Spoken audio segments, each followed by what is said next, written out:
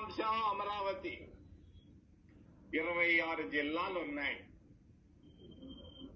26 జిల్లాల్లో దాదాపు 20 జిల్లాలకు అంత మనసులో సంతోషంగా లేదు. కర్నూలు నుంచి ఒంగోలు దాకా ఒక్కరు సంతోషంగా లేరు అమరావతి పైన. ఇది వాస్తవం.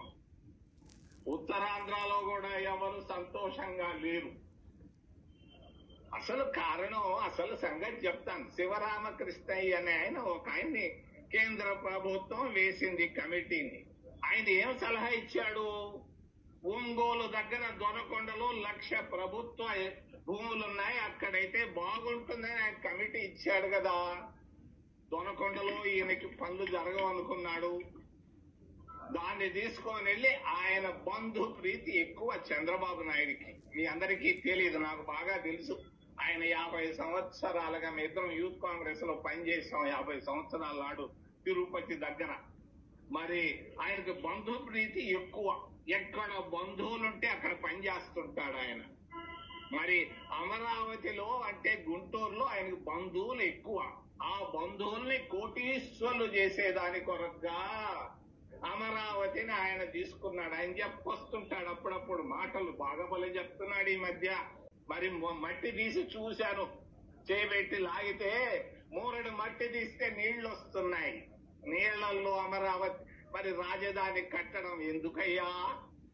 బివి రాఘవులు, కామ్రేడ్ రాఘవులు గారు చెప్పారు, అయ్యా రాజధాని కట్టేదానికి 1000 ఎకరాలు చాలంటే 30,000 ఎకరాలు తీసుకున్నాడు.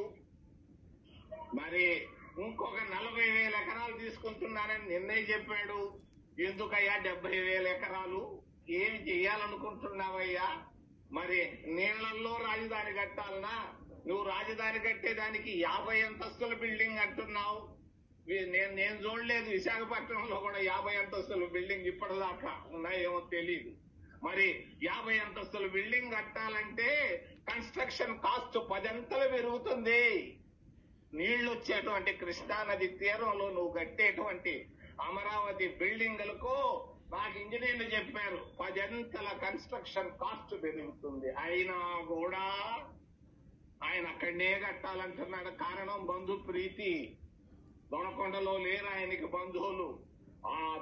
ఆ బంధు ప్రీతి వల్ల మరి అంతేకాదు, ఆయన తెలిసిన బంధువులు మిత్రులంతా భూములు కొనేసి ఉన్నారు. ముందుగానే రాజధాని వస్తుందని 100-200 ఎకరాలు బినామీ పేర్లతో కొనుక్కొని ఉన్నారు.